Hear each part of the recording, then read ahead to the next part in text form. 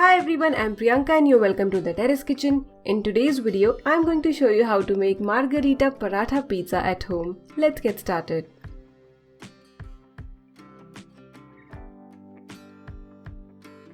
To make the pizza sauce, we need Kashmiri or Byadgi variety of red chilies. These aren't very hot and give the sauce a very nice red color. To further reduce the heat, remove the seeds of the red chilies.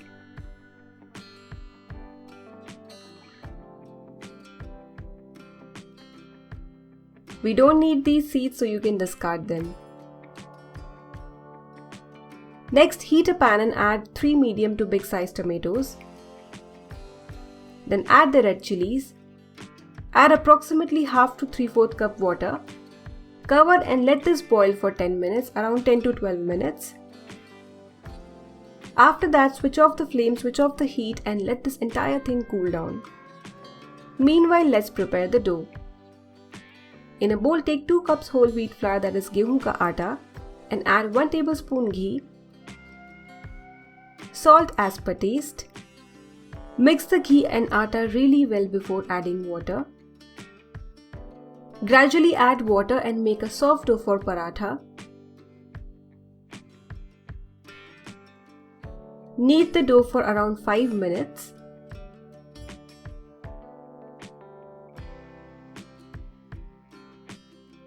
Apply around 1 to 2 teaspoon oil on the dough.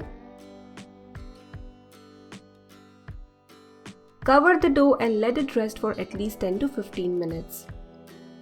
The tomato, whatever, have cooled down and it's time to grind them to a slightly coarse paste. You may remove the skin of tomato if you want.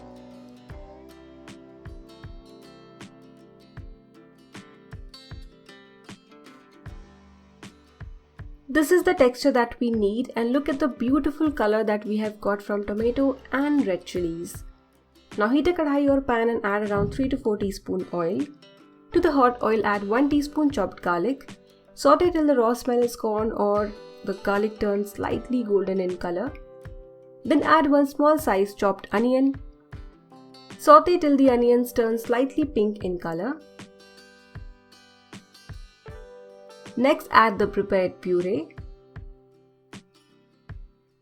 1/4 teaspoon red chili powder. You may add or totally skip it depending on how hot the red chilies are. You can taste and then add some salt. Next, I'm adding 1 teaspoon Italian mixed herbs, or if you have only oregano, you can add that too.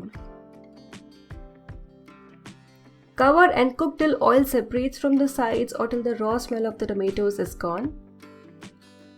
When the sauce is almost done, add 2 teaspoons sugar.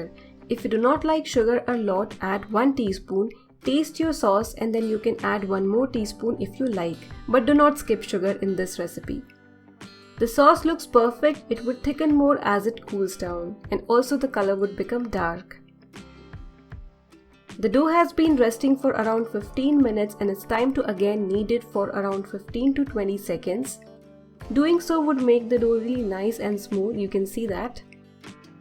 Divide the dough into medium sized portions, so I'm dividing this dough into 6 portions. Next, I'm going to roll out a square paratha with this dough. If you want, you can make circle, if you want, you can make triangle, whatever shape you like. So this is the very basic paratha which we make at home.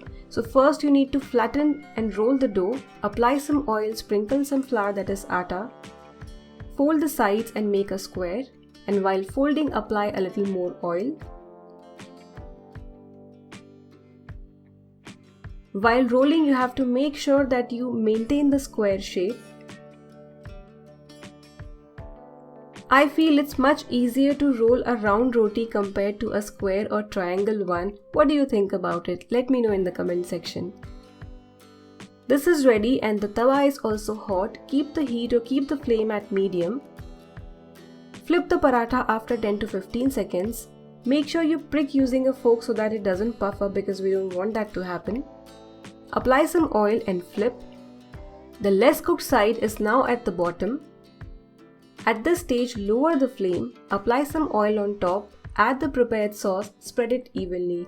It's very important to use the small burner and lowest flame, otherwise your pizza would burn by the time the cheese melts. Add around 2 to 3 tablespoons mozzarella cheese on one paratha and approximately half of a processed cheese cube.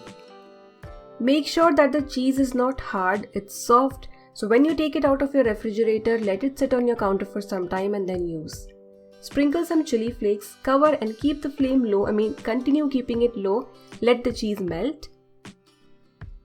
Look at the beautiful margherita paratha pizza. The cheese has melted and you need to repeat the same steps to make all the margherita paratha pizzas.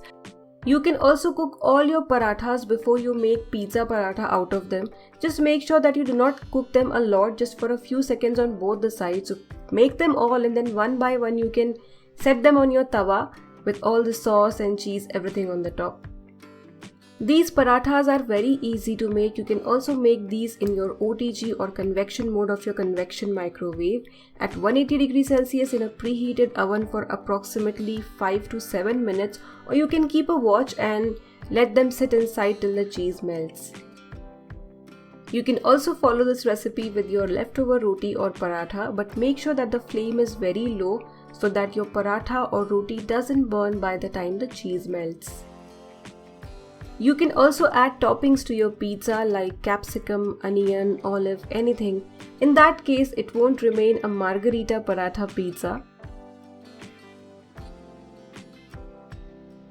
For the video, I'm just making 2, but yes, I still have 4 more portions.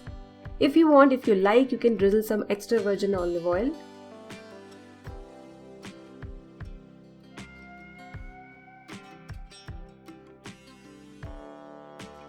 Look at the beautiful strings of the melted mozzarella cheese. If you like this recipe, give this video a thumbs up and subscribe to Terrace Kitchen for more such wonderful recipes. Give this recipe a try and enjoy!